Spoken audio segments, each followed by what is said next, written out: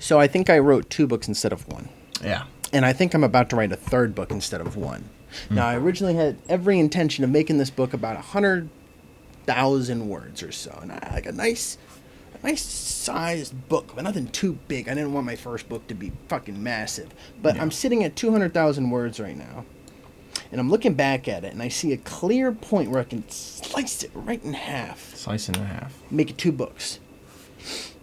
And then on top of that, I'm coming to the end of this first draft, which is, I guess, now the first draft of 2 books if I end up going that route. Yeah. And I'm noticing that there is a certain plot point that I could really, really expand on. Yeah. And it all depends whether or not this character decides to do something about it. That's or the thing. Not. Mm-hmm. Because since the beginning, I've had every intention of having this time skip at the end of this book, or at the end of these series of events. Because my book, 10 years. As of right now, it takes place over the course of about 2 weeks, with most of it taking place in like 1.5 days or so. Like 2 days. And so after this like big world-changing event happens and this super powerful resource is introduced into society, I wanted to see what would life be like 10 years down the line. We get to see our main cast like a little bit older. We've got these like almost teenagers, now adults, and we get a lot to of them see are how their children, life ends pretty up much. being, which is still the plan. But there's this certain event that happens. One of the characters discovers that the Royals have been essentially using this annual convict. Yeah, and before that, another reason I wanted to have the time skip is because there's a robot in the story. There's the single robot. We find that out about like chapter 7 or so. And I really wanted to have the robot be one of these main characters because I thought it'd be so cool to explore the last robot, essentially, and follow that robot. But the thing is that what makes this robot, I think, different from a lot of other media robots is the fact that they're not connected to any sort of network. They are bound to just a single body, and they are just limited to the information that they wake up with. So it's pretty much like a human, except they don't have any really organic parts.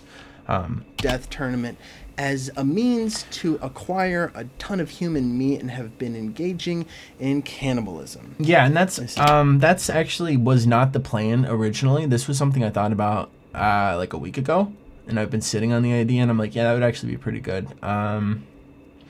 Because, you know, that's kind of sick. It's really sick. It's sickening. It's disgusting. And so I thought, you know what, let's include that because it'll make the Royals seem even more evil. Yeah. Been inspired by... But also because one of the things that happens is like people don't know where the body parts go afterwards, because, you know, these people die in, you know, a fight to the death annual convict death tournament, and so the amount of participants every year has been going up and up and up, and now it's like, oh, maybe we can do something with those body parts and stuff. Yeah, real world events. And so I'm looking at this and I'm thinking, is he gonna do something about it? Now this character, they've been tortured quite a bit this story. Ben's they the had character. a tough time. And so I'm thinking once they realize this, once they learn that this is happening, what do they do? Do they do something about it? And that's something I really need to figure out because I feel like I don't know Ben enough, the character that I've made up. And so I'm going to be like going back, and I still got to do like a lot of rereading of the story so far to like really get an idea of who this character is and what exactly they would do. Just shut up and stick to themselves. Because they're currently pretending to be someone else in order to benefit from the advanced royal technologies. Because all they really want to do is just do some like science shit. Like, and we learned that really the early royals on. Give him the resources he needs in order to do the work that he wants to do. So it's kind of like a happy ending. Like, oh, this is a good gig. It's kind of immoral, but at least I get to do some science. Yeah. Good for him. And so, watching the person who basically funds him get a little tyrannical and Pyre, seeing the cannibalism stuff happen, I'm like, this could really kickstart a whole nother sequence of events. Right. Plus, there's another character that has a very powerful impact on the story. They've just gone away. That's the Not robot. died. They just literally gone away. I'm not going to explain. Spoiler. This isn't the video for that. But because of that, I'm thinking, maybe this whole another sequence of events could be significantly different because they're gone. And it's like, what are they going to do now that that person's gone? How are they going to survive without this tactical nuke? It's basically like Dumbledore dying in this story. Like, Dumbledore holds Hogwarts together. Once he's dead, everyone's gonna go fucking crazy in the wizarding world because he was like their ultimate guardian. I just read Harry Potter. It's really good. So I'm gonna make a video soon about it. I don't know. A lot of things I could do there. This is just a general update because it's been like a month or so, and I just want to get you guys a little update because I wanted to have my next video be. And with this general update, I wanted to expand also because there's a certain plot thread that is going on in the story. I mean, spoiler, but the Selthians, the alien species, are basically, there's a lot of tension amongst them. There are a lot of Selthians that are very pro-human, and there's a lot of Selthians that are anti-human and basically want them off of Mars. And so there's been a little bit of a division growing even more lately because of the events that happened throughout the story. And so I've kind of left it like, oh, here is some friction. Now I'm going to show what happens 10 years later. But I also have the opportunity to expand on that a little bit more, which I may or may not. I don't know. I need to take a step back and just look at it from a bird's eye view. I've seen the first draft, but as I'm looking at it, I'm like, well, shit, it might be another several months if I push this out. If I end up doing that. Now that I've been sitting on this for a few days, because I've been like, is this going to be split into 2 books? Is this going to be 3 books potentially? Because right now it can't be 3. Right now it would be 2 at most. So it's March 9th now, and I basically just finished the end of chapter 87, or at least the first draft of it. I'm going to have to rewrite it a couple more times. But I got the sequence of events fully written out now, and it has come to my attention that I will definitely be writing several more chapters, and by the looks of it, I don't think I've written the climax yet, which is exciting, but also, like, golly, because I just want to get it done, but I just keep seeing paths that I can take. That makes sense. I'm not just doing any random path. I was really, really trying to avoid, like, writing past chapter 90, and I'm at chapter 87 right now, and I'm at 208,000 words now.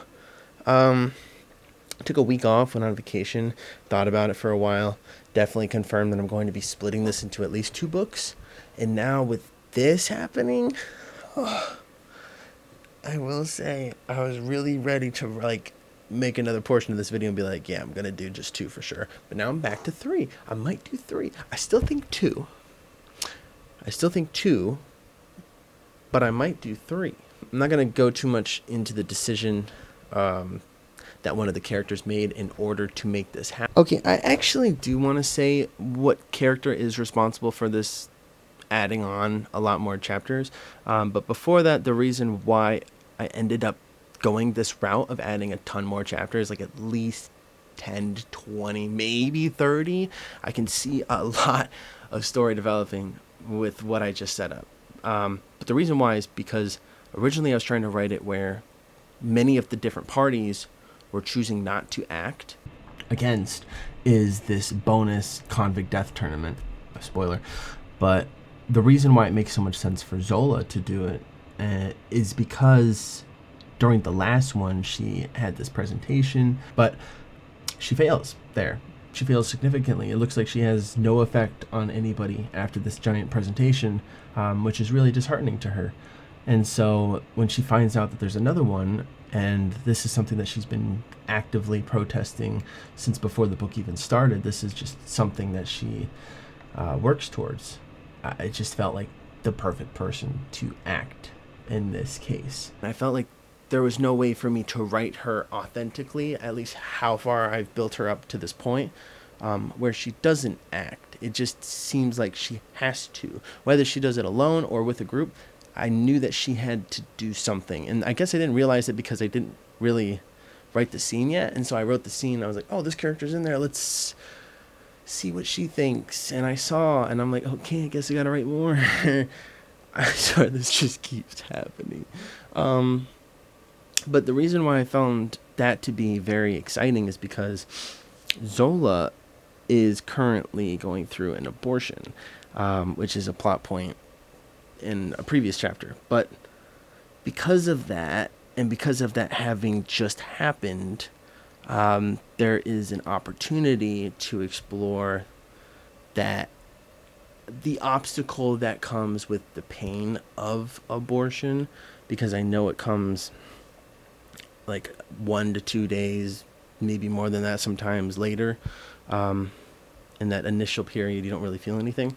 And so because of that, she thinks that she's fine. She wants to do something about this situation. However, it takes much longer than she anticipates, resulting in crippling pain that ends up preventing her from overcoming whatever obstacle ends up coming. Another thing with that is that Garmok is gifted Planck particles. Pyre's looking for active Planck particles, and that's a whole dynamic I can explore a little bit, because then he chooses to act because he's been able to not act, and him seeing her act is a direct parallel to a previous scene where she saw him act, yet despite not having the power to do something with that action. So that ends up being like a perfect full circle moment. It just feels like I have to add 30 more chapters. It just makes sense. And I really want the bad guys to win, but that's another thing. And with this path, I can see the bad guys winning once again. Because right now I'm at this weird point where like the good guys won. What the hell? Like it doesn't feel ready. Like it feels like there's just another domino I have to hit. So I am. Yeah. And that's that. Thanks for watching. See you in the next one.